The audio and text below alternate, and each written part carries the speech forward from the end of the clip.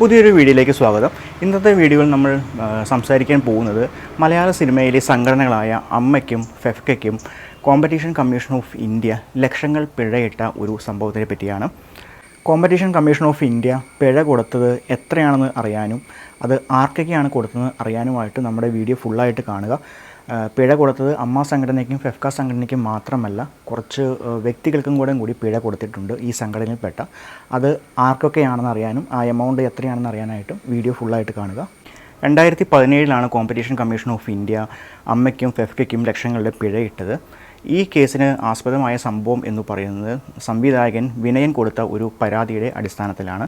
Vinayan competition commission of ഇന്ത്യയ്ക്ക് കൊടുത്ത പരാതിയിൽ പറയുന്ന ഒരു മെയിൻ കാര്യം എന്ന് പറയുന്നത് മലയാള സിനിമയിലെ സംഘടനകളായ അമ്മയും ഫെഫ്കയും അവരുടെ അധികാരവും ശക്തിയും ഉപയോഗിച്ച് വിനയൻ സിനിമ സംവിധാനം ചെയ്യുന്നതിൽ നിന്ന് വിലക്കി എന്നാണ്. അവരുടെ സംഘടനകളെ തന്നെ അംഗങ്ങളെയും അല്ലെങ്കിൽ മലയാള സിനിമയിലെ ടെക്നീഷ്യന്മാരെയും ആർട്ടിസ്റ്റുകളെയും എല്ലാവരുടെയും അവരുടെ സ്വാധീനം ഉപയോഗിച്ച് വിനയൻ സംവിധാനം ചെയ്യുന്ന സിനിമകളിൽ നിന്നെല്ലാം അവർ പിന്മാറ്റി എന്നാണ് അതിൽ പറയുന്നത്. അതുപോലെ തന്നെ എല്ലാ സംഘടനകൾക്കും അല്ലെങ്കിൽ എല്ലാ ടെക്നീഷ്യന്മാരെയും ഉപയോഗിച്ച് വിനയന് ഒരു അൺഒഫീഷ്യൽ ബാൻ ഏർപ്പാടാക്കി. ഇത് ഇന്ത്യയിലെ നിയമങ്ങൾക്ക് വിരുദ്ധമാണ് എന്ന് പറഞ്ഞിട്ടാണ് വിനയൻ കോമ്പറ്റീഷൻ കമ്മീഷൻ ഓഫ് ഇന്ത്യയെ സമീപിച്ചത്. അതിനെ തുടർന്ന് കോമ്പറ്റീഷൻ കമ്മീഷൻ ഓഫ് ഇന്ത്യ ഇതിന് ഒരു അന്വേഷണത്തിന് ഉത്തരവിട്ടതും. 2014 വിനയൻ കോമ്പറ്റീഷൻ കമ്മീഷൻ ഓഫ് ഇന്ത്യയെ സമീപിക്കുന്നത്. ഈ ഒരു റിപ്പോർട്ട് പുറത്തു വന്നത് 2017 ഇതിനെപ്പറ്റി ഒരു report competition commission of India പുറത്തുവിട്ടത്. ഈ റിപ്പോർട്ടിൽ എന്തൊക്കെയാണ് പരാമർശിച്ചിട്ടുള്ളത് തുടങ്ങിയ കാര്യങ്ങളാണ് നമ്മൾ ഇന്നത്തെ വീഡിയോയിൽ നോക്കാൻ പോകുന്നത്. അപ്പോൾ നമുക്ക് ഇതിൻ്റെ റിപ്പോർട്ടിലെ ഡീറ്റെയിൽസിലേക്ക് കടക്കാം. എന്താണ് കോമ്പറ്റീഷൻ കമ്മീഷൻ ഓഫ് ഇന്ത്യ എന്ന് ആദ്യമേ തന്നെ നോക്കാം. കോമ്പറ്റീഷൻ കമ്മീഷൻ ഓഫ് ഇന്ത്യ എന്ന് പറയുന്നത് ഇന്ത്യയിലെ ബിസിനസ്സുകൾ എല്ലാം സുതാര്യമായിട്ട് നടത്തുവാൻ വേണ്ടി സെൻട്രൽ ഗവൺമെൻറ്റിൻ്റെ കീഴിലുള്ള ഒരു ഓർഗനൈസേഷനാണ് കോമ്പറ്റീഷൻ കമ്മീഷൻ ഓഫ് ഇന്ത്യ. അവരുടെ മെയിൻ ലക്ഷ്യം എന്താണെന്ന് വെച്ചാൽ ഇന്ത്യ ഒരു ഫ്രീ മാർക്കറ്റാണ്. അപ്പോൾ എല്ലാവർക്കും ഇന്ത്യയിൽ ഏത് ബിസിനസ് ഇൻഡസ്ട്രിയിലും അല്ലെങ്കിൽ ഏതൊരു മാർക്കറ്റിലും ഏതൊരു ബിസിനസ്സുകാരനും ഏതൊരു വ്യക്തിക്കും അതിൽ എൻ്റർ ചെയ്ത് സുഗമമായി വേറെ തടസ്സങ്ങളൊന്നും ഇല്ലാതെ ബിസിനസ് ചെയ്യാനുള്ള അവസരം ഉണ്ടാക്കുക എന്നുള്ളതാണ് ഈ ഓർഗനൈസേഷൻ്റെ ഉദ്ദേശം എന്ന് പറയുന്നത്. അപ്പോൾ ഇവർ പൊതുവായിട്ട് ഏതൊക്കെ കേസുകളിലാണ് ഇടപെടണത് എന്ന് വെച്ച് കഴിഞ്ഞാൽ, ഏതെങ്കിലും ഒരു കമ്പനീനെയോ ഒരു വ്യക്തിനെയോ വേറെ ഏതെങ്കിലും ഗ്രൂപ്പ് ഓഫ് കമ്പനീസോ അല്ലെങ്കിൽ വ്യക്തികളോ കൂടി ലോബിങ് ചെയ്ത് ആ ഒരു കമ്പനിയുടെ അവരുടെ ബിസിനസ്സിനെ തടസ്സപ്പെടുത്തുവാനും അല്ലെങ്കിൽ അവർക്ക് ഫ്രീ ആയിട്ട് ബിസിനസ് ചെയ്ത് അവരുടെ പ്രോഡക്റ്റോ സർവീസോ ഓഫർ ചെയ്യാനുള്ളതിനെ ഒരു ഫ്രീ ഫ്ലോയിനെ അല്ലെങ്കിൽ ഒരു ഫെയർ കോമ്പറ്റീഷനെ ഇല്ലാതാക്കാൻ ലോബിങ് ചെയ്തോ അല്ലെങ്കിൽ അവരുടെ ഒരു അധികാരം ഉപയോഗിച്ചോ നോക്കുമ്പോഴാണ് കോമ്പറ്റീഷൻ കമ്മീഷൻ ഓഫ് ഇന്ത്യ ഇടപെടുന്നതും ഇത്തരത്തിൽ കേസ് എടുക്കുന്നതെല്ലാം. അപ്പോൾ നിങ്ങൾ സ്വാഭാവികമായിട്ടും ചിന്തിക്കും, മലയാള സിനിമയിൽ എന്താണ് ഈ കമ്മീഷന് കാര്യം, അല്ലെങ്കിൽ ഇത് ബിസിനസ്സായിട്ട് ബന്ധപ്പെട്ടതല്ലേ, സിനിമ എന്ന് പറയുന്നത് ആർട്ടല്ലേ, അല്ലെങ്കിൽ ഒരു കലയല്ലേ, അങ്ങനെയൊക്കെ നിങ്ങൾ ചിന്തിക്കും. പക്ഷേ ബേസിക്കലി സിനിമ എന്ന് പറയുന്നത് ഒരു ബിസിനസ് തന്നെയാണ്. ഇത് ഒരു ആർട്ട് മാത്രമാണ് എന്നുള്ള രീതിയിൽ നമ്മുടെ ഉള്ളിലേക്ക് ആ ഒരു വിശ്വാസം ജനിപ്പിച്ചതാണ്. പക്ഷേ നമ്മൾ നോക്കിക്കഴിഞ്ഞ് കഴിഞ്ഞാൽ സിനിമ എന്ന് പറയുന്നത് ഏതെങ്കിലും ഒരു പ്രൊഡക്ഷൻ കമ്പനിയുടെ കീഴിലായിരിക്കും. ആ കമ്പനി ഒരു ബിസിനസ്സിന് വേണ്ടി ഫോം ചെയ്തേക്കുന്ന കമ്പനിയായിരിക്കും. അവരുടെ ബിസിനസ് മേഖല എന്ന് പറഞ്ഞ് എൻ്റർടൈൻമെൻറ്റാണ്, അത്രയേ ഉള്ളൂ. അപ്പോൾ നമ്മൾ അങ്ങനെ നോക്കുമ്പോൾ കോമ്പറ്റീഷൻ കമ്മീഷൻ ഓഫ് ഇന്ത്യക്ക് മലയാളം സിനിമയിൽ ഇത്തരം കാര്യങ്ങൾ ഇടപെടുന്നതിന് കുഴപ്പമില്ല. വിനയൻ കൊടുത്ത ഈ പരാതിയുടെ അടിസ്ഥാനത്തിൽ കോമ്പറ്റീഷൻ കമ്മീഷൻ അന്വേഷണം ആരംഭിച്ചു. അതിൽ ആ ഒരു അന്വേഷണ റിപ്പോർട്ടിൽ അവർ ഓപ്പോസിഷൻ പാർട്ടിയായിട്ട് പറഞ്ഞിരിക്കുന്നത്, നമ്പർ 1 ഓപ്പോസിഷൻ പാർട്ടിയായിട്ട് പറഞ്ഞിരിക്കുന്നത് അമ്മയാണ്. രണ്ടാമത്തെ ഓപ്പോസിഷൻ പാർട്ടിയായിട്ട് പറഞ്ഞിരിക്കുന്നത് ഫെഫ്കയാണ്. മൂന്നാമത്തെ ഓപ്പോസിഷൻ പാർട്ടിയായിട്ട് പറഞ്ഞിരിക്കുന്നത് മമ്മൂട്ടിയാണ്. നാലാമത്തെ ഓപ്പോസിഷൻ പാർട്ടിയായിട്ട് പറഞ്ഞിരിക്കുന്നത് മോഹൻലാലാണ്. അഞ്ചാമത്തെ ഓപ്പോസിഷൻ പാർട്ടിയായിട്ട് പറഞ്ഞിരിക്കുന്നത് ദിലീപാണ്. ആറാമത്തെ ഓപ്പോസിഷൻ പാർട്ടിയായിട്ട് പറഞ്ഞിരിക്കുന്നത് ഫെഫ്കയുടെ തന്നെ ഡയറക്ടർ യൂണിയനാണ്.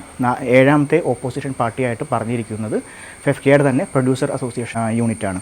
എന്താണ് വിനയന് വിലക്കേർപ്പെടുത്താൻ ഈ സംഘടന ശ്രമിക്കുന്നത്, എന്താണ് വിനയനെ വർക്കിനെ ഇവർ തടസ്സപ്പെടുത്തുന്നത്, അതിൻ്റെ ഒരു തുടക്ക കാരണമായിട്ട് ഈ റിപ്പോർട്ടിൽ പറയുന്നത്, അതിൻ്റെ ഒരു മെയിൻ റീസണായിട്ട് റിപ്പോർട്ടിൽ പറയുന്നത് 2008 വിനയൻ സിനിമ ഫോറം എന്ന പേരിൽ ഒരു സംഘടന രൂപീകരിച്ചു, അല്ലെങ്കിൽ ഒരു ഇനിഷ്യേറ്റീവ് എന്ന് പറയാം.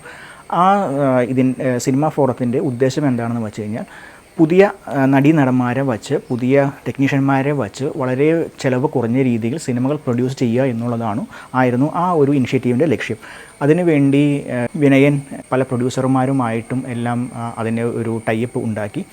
ഈ ഒരു ഇനിഷ്യേറ്റീവ് വിനയൻ്റെ പരാതി പ്രകാരം ഓപ്പോസിഷൻ പാർട്ടി 3, 4, 5 ആൾക്കാർക്ക് ഇഷ്ടപ്പെട്ടില്ല എന്നുള്ള മെയിൻ റീസണായിട്ട് പറഞ്ഞു. ഓപ്പോസിഷൻ പാർട്ടി 3 എന്ന് പറയുന്നത് മമ്മൂട്ടിയും, ഓപ്പോസിഷൻ പാർട്ടി 4 എന്ന് പറയുന്നത് മോഹൻലാലും, ഓപ്പോസിഷൻ പാർട്ടി 5 എന്ന് പറയുന്നത് ദിലീപുമാണ്. ഇവർക്ക് ഇവരുടെ നിലനിൽപ്പിനെ ബാധിക്കും എന്നുള്ളതുകൊണ്ട് ഈ ഒരു ഇനിഷ്യേറ്റീവ് ഇഷ്ടപ്പെട്ടില്ല. അവിടെ നിന്നാണ് വിനയനോടുള്ള ഇവർക്ക് അവരുടെ ഒരു അതൃപ്തി അല്ലെങ്കിൽ ഒരു വിദ്വേഷം തുടങ്ങണേ എന്നാണ് വിനയൻ ഈ കൊടുത്ത പരാതിയിൽ പറയുന്നത്. വിനയൻ്റെ പരാതിയുടെ അടിസ്ഥാനത്തിൽ കോമ്പറ്റീഷൻ കമ്മീഷൻ മലയാളത്തിലെ പല നടന്മാരെയും പല ടെക്നീഷ്യന്മാരെയും പല പ്രൊഡ്യൂസർമാരുടെയും കയ്യിൽ നിന്ന് മൊഴിയെടുത്തിരുന്നു. നമ്മുടെ നടൻ ജയസൂര്യ ഉൾപ്പെടെയുള്ള ആൾക്കാരുടെ നിന്ന് ആ ഒരു മൊഴി എടുത്തിരുന്നു. അപ്പോൾ ഈ ഇതൊരു റിപ്പോർട്ടിൽ ഒരുപാട് ഇൻസിഡൻ്റായിട്ടാണ് പല ഇൻസിഡൻ്റായിട്ടാണ് ഈ വിനയനെതിരെ അവർ എങ്ങനെയാണ് ഒരു ബാൻ ഉണ്ടാക്കിയത്, അല്ലെങ്കിൽ വിനയനെ സംവിധാനം ചെയ്യുന്നതിൽ നിന്ന് എങ്ങനെയാണ് ഇവർ വിലക്കിയത്, അല്ലെങ്കിൽ എങ്ങനെയാണ് വിനയൻ്റെ സിനിമകളെല്ലാം ഇവർ ബ്ലോക്ക് ചെയ്തതെന്ന് പല ഇൻസിഡൻ്റായിട്ടാണ് ഈ ഒരു റിപ്പോർട്ടിൽ പറയുന്നത്. അപ്പോൾ നമുക്ക് ഓരോരോ ഇൻസിഡൻ്റായിട്ട് നോക്കാം.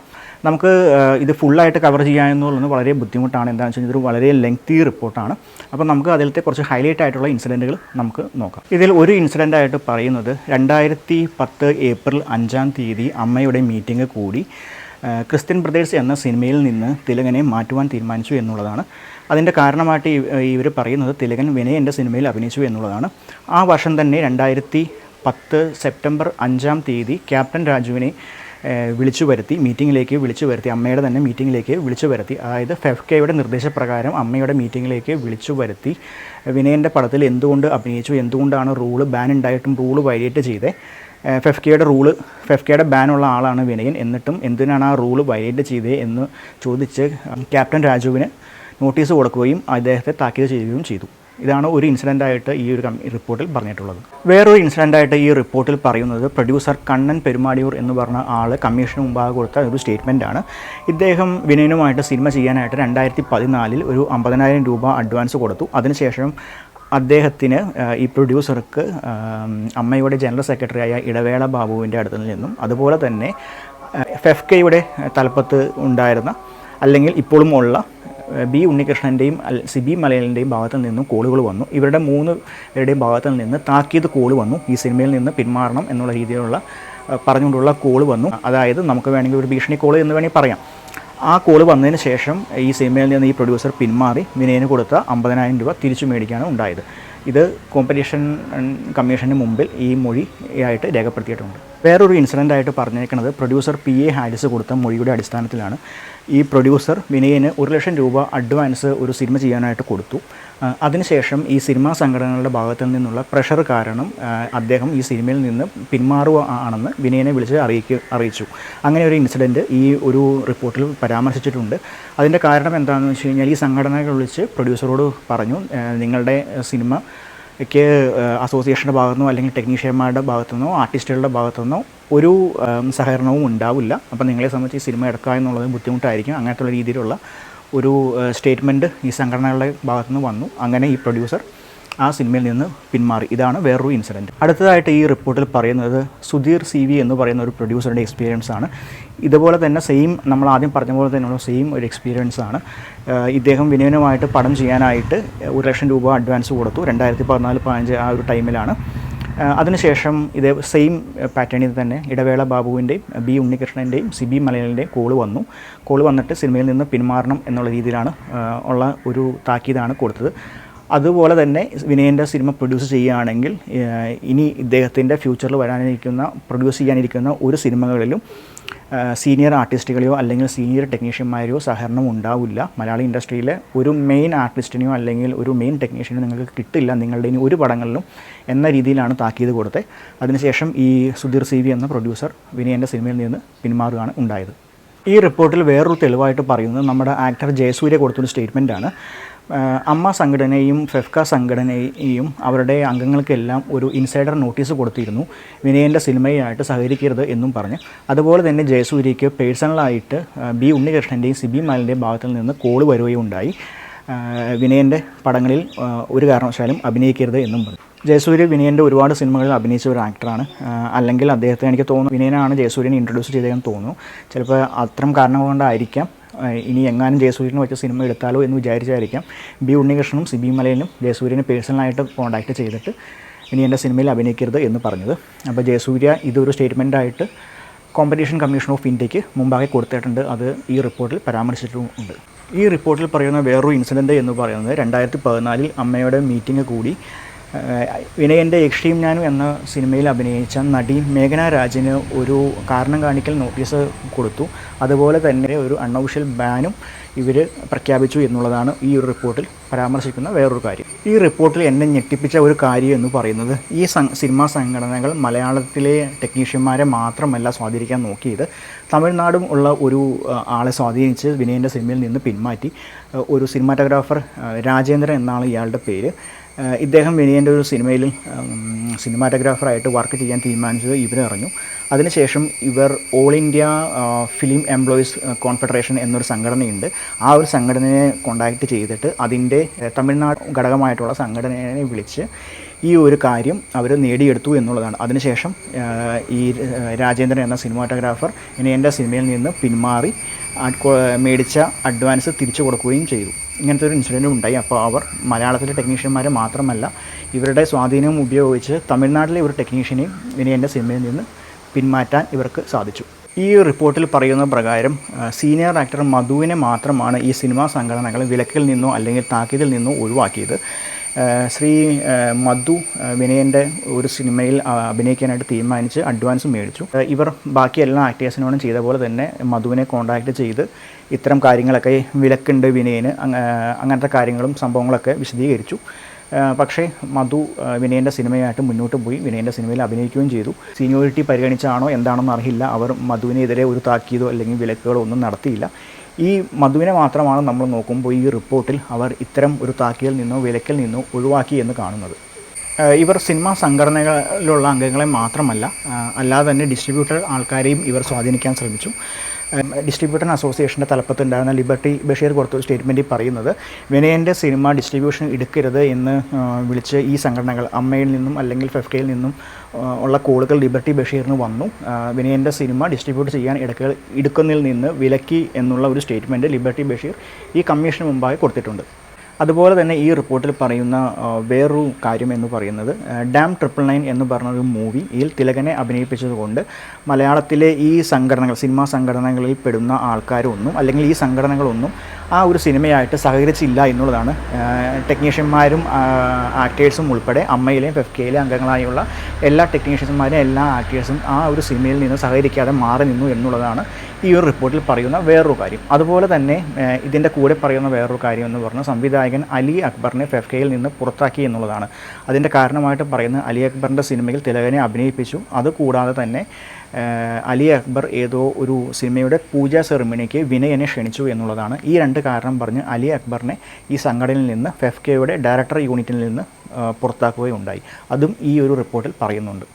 ഈ അന്വേഷണത്തിൻ്റെ ഭാഗമായിട്ട് കോമ്പറ്റീഷൻ കമ്മീഷൻ ഓഫ് ഇന്ത്യ അമ്മയുടെ ഭാഗത്തിൽ നിന്ന് കക്ഷി ചേർത്തത് അന്നത്തെ പ്രസിഡൻ്റായ ഇന്നസെൻറ്റിൻ്റെയും ജനറൽ സെക്രട്ടറിയായ ഇടവേള ബാബുവിനെയാണ്. അതുപോലെ തന്നെ ഫെഫ്കയുടെ ഭാഗത്തിൽ നിന്ന് കക്ഷി ചേർത്ത് അതിൻ്റെ അന്നത്തെ ചുമതലയിലുണ്ടായിരുന്ന ബി ഉണ്ണികൃഷ്ണനെയും സിബി മലലിനെയുമാണ്. അതുപോലെ തന്നെ ഫെഫ്കയ്ക്ക് ഡയറക്ടർ യൂണിയനും പ്രൊഡ്യൂസർ യൂണിയനുമുണ്ട്. ഡയറക്ടർ യൂണിയൻ്റെ ഭാഗമായിട്ട് കക്ഷി ചേർത്ത് ഡയറക്ടർ സിദ്ദിഖിനെയും ഡയറക്ടർ കമലിനെയാണ്. അതുപോലെ തന്നെ പ്രൊഡ്യൂസർ യൂണിയൻ്റെ ഭാഗത്തിൽ നിന്ന് കക്ഷി ചേർത്ത് ഗിരീഷ് വൈക്കം എന്ന് പറഞ്ഞ ആളെയുമാണ്. അമ്മയുടെ ഭാഗത്തു നിന്നും ഫെഫ്കയുടെ ഭാഗത്തു നിന്നും ഇതിൻ്റെ വിശദീകരണം കിട്ടിയതിന് ശേഷം കോമ്പറ്റീഷൻ കമ്മീഷൻ ഓഫ് ഇന്ത്യ തീരുമാനിച്ചത് ഇവർ ഈ വിനയൻ ആരോപിച്ചതുപോലെയുള്ള ഇവർ ഈ കുറ്റം ചെയ്തിട്ടുണ്ട്, വിനയനെ സിനിമയിൽ എടുക്കുന്നതിൽ നിന്ന് ഇവർ വിലക്കി. ഇവർ ബാക്കി എല്ലാ ടെക്നീഷ്യന്മാരും അല്ലെങ്കിൽ പ്രൊഡ്യൂസർമാരും ആക്ടേഴ്സൊക്കെ വിനയൻ്റെ സിനിമയിൽ അഭിനയിക്കുന്നതിൽ നിന്ന് ഇവർ വിലക്കി അല്ലെങ്കിൽ തടസ്സപ്പെടുത്തി. വിനയൻ്റെ തൊഴിലിനെ അല്ലെങ്കിൽ വിനയൻ്റെ ബിസിനസ്സിനെ ഇവർ തടസ്സപ്പെടുത്തി എന്ന് തന്നെയാണ് ഈ കോമ്പറ്റീഷൻ കമ്മീഷൻ ഓഫ് ഇന്ത്യ കണ്ടെത്തിയത്. പക്ഷേ വ്യക്തിപരമായും മമ്മൂട്ടിക്കും മോഹൻലാലിനും ദിലീപിനുമെതിരെ തെളിവുകൾ കണ്ടെത്താൻ കോമ്പറ്റീഷൻ കമ്മീഷൻ ഓഫ് ഇന്ത്യക്ക് സാധിച്ചില്ല. പക്ഷേ അവർ അതിൽ മെൻഷൻ ചെയ്യുന്നത് എന്താണെന്ന് വെച്ച് കഴിഞ്ഞാൽ ഇവരും പറഞ്ഞ മമ്മൂട്ടിയും മോഹൻലാലും ദിലീപൊക്കെ സംഘടനയിൽ ഉണ്ടായിരുന്നുകൊണ്ടും അല്ലെങ്കിൽ സംഘടനയുടെ മെയിൻ ആൾക്കാരായിരുന്നുകൊണ്ടും അവർ മീറ്റിങ്ങിലൊക്കെ പങ്കെടുത്തുകൊണ്ടും ഇവരുടെ സമ്മതത്തോട് കൂടിയായിരിക്കാം ഇവരുടെയും അറിവോട് കൂടിയായിരിക്കാം ഈ വിലക്കുകളും എല്ലാം നടത്തിയത് എന്നാണ് പറഞ്ഞേക്കുന്നത്. പക്ഷേ അതുകൊണ്ട് അവർക്ക് ഒരു പേഴ്സണലി ഒരു പെനാൽറ്റിയോ കാര്യങ്ങളൊന്നും കോമ്പറ്റീഷൻ കമ്മീഷൻ ഓഫ് ഇന്ത്യ കൊടുത്തില്ല. പക്ഷേ ഈ അമ്മ സംഘടനയും ഫെഫ്കയും കുറ്റക്കാരാണെന്ന് കണ്ടെത്തിയതുകൊണ്ട് അവർക്കെതിരെ ഒരു പെനാൽറ്റി ചുമത്തിയിട്ടുണ്ട്.